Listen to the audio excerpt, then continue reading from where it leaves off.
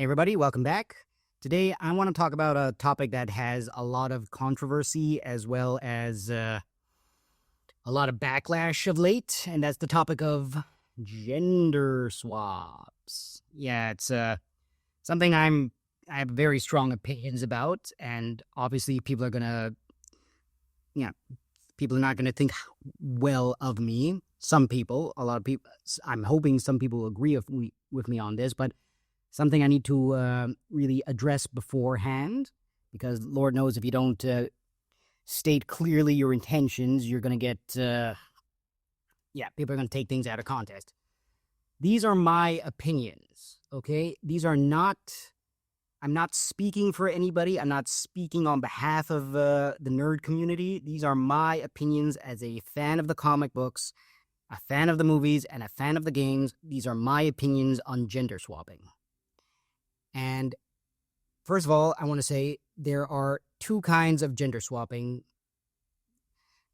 And, well, the first kind is basically just a reinvention of the character.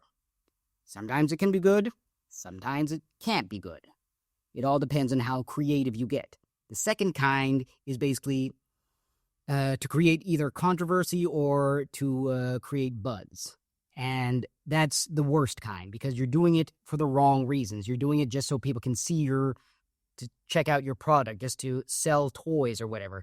That's bad because you're not being creative at all. You're just doing something to create, like I said, to create a controversy or a buzz around it, which is the wrong intention.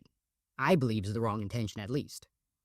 And I'm always just so confused as to why they're doing it. Are they doing it to appeal to a diverser audience? Are they doing it because they think, oh, these people don't read the comics, they don't watch the movies. If we do this, then they'll watch the movies, start reading the comics, and buy more of our stuff. That's not how... It's a dumb way to do it. It's dumb. You need to... If you can't make a character... You can't make a character just based on their gender. You can't reinvent a character just to create buzz. You have to do it for a creative purpose. And I feel like because of gender swaps now in comic book movies and comics in general, it hurts the fandom. Because then you're divided into two groups. You're either a misogynist, sorry to use the buzzwords, but yeah, people group you as a misogynist saying, oh, you hate women, you hate diversity, you're a bigot, blah, blah, blah, blah, blah. Or you're labeled as a traitor because, oh, you like this? What's wrong with you? You're a wokey, blah, blah, blah, blah, blah. And I feel like there are too many bad excuses for these things. One being, it's an alternate universe. I personally am sick of the multiverse. We've had too many going on. I am so sick of it. I'm thankful that South Park kind of made fun of it when they did the Pandaverse special, because okay. They were just so casual about him. That was just so funny that, okay, it was literally how I felt. It's like, oh, okay, great. That's a lame excuse. It's a cop-out. It's just a cop-out. And I'm talking about these gender swaps now because we have the new Fantastic Four movie coming out. When I first saw the very, very first trailer, I was excited. It had that nice retro feel to it. It was like an old school superhero movie, as if it was done in the comics, and I thought that was really cool. Then came the second trailer, which completely lost me, and everybody's now going to call me a misogynist and a woman hater, because when I saw the female surfer, I'm like, oh Christ, I drank the Kool-Aid. I was excited, now no more. I'm going to tell you why I lost my excitement, and actually I should have seen it coming long ago.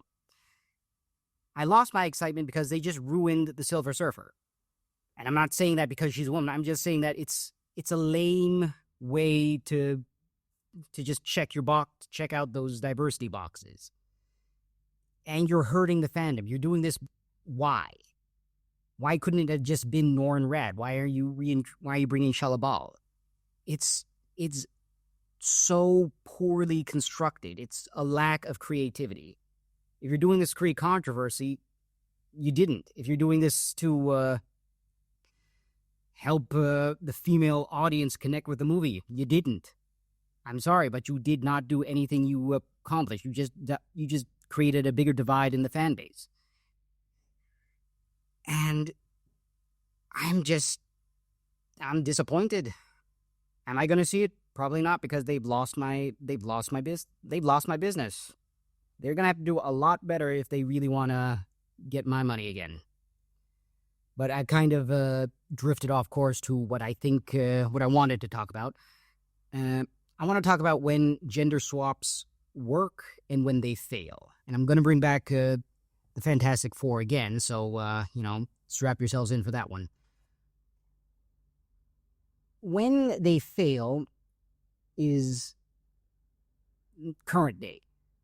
A lot of studios are reintroducing characters as women, females, and it's hurting the brand, because why not just make new characters? Why not make a new female superhero? Why did Thor have to become a woman? Why did you have to bring Silver Surfer as a woman? And of course, they're going to come with the lame excuses. Well, yeah, there's a what if story about when Galactus chose Shala Bal as the Silver Surfer. Then she became the Silver Surfer. It's totally in the comics. It was in one fucking comic book. Don't pat yourself on the back because you just saw it in a comic book store once, okay? You're not a genius. You're not a fan. You're just some guy who just Googled it. It's just a lack of creativity, and the what if angle is a bad excuse. And I feel they lost a huge opportunity. If you wanted a female Herald of Galactus, you could have chosen between Nova or Starglow, which, in fact, here's some lore dump for you, was Shala Bal when Norrin Radd, the first Silver Surfer, betrayed Galactus. Galactus came back to Norrin Radd's planet Zenla and said, yo, the Silver Surfer has betrayed me, now your planet is mine. Shala Bal, distraught, decided, no, let me be your herald, I will serve in his place. She did that, not only to save her planet, but also to go look for Norrin Radd. Therefore, you get not only a cool backstory, creative backstory, mind you, you also get a different female herald to Galactus, which in fact works much better than what I thought. I mean, granted, when you're doing a comic book to movie, you kind of have to stay open for a bit of creative interpretation and a little bit of mucking around with the lore so that it's more palatable to the audience, because you only have so many minutes to tell a huge story. I can forgive them. I can understand that. But if you're just doing this, if you're just swapping suits, bad excuse. Bad way to do it. You lost a great opportunity to introduce a new character. You're showing you have no creativity. And you're just checking off boxes so that nobody yells at you, so that a person who has no idea what a comic book is doesn't yell at you. Now, I'm going to tell you when it actually works. And we're going to go back to the 90s to Batman the Animated Series with the introduction of Calendar Girl. When I first saw this, I was a bit confused because, okay, Calendar Girl was never in the comics, but then when I did a bit of digging, she was actually a gender swap version of a Batman villain called Calendar Man, who was this dude who would commit crimes based on holidays and anything calendar related.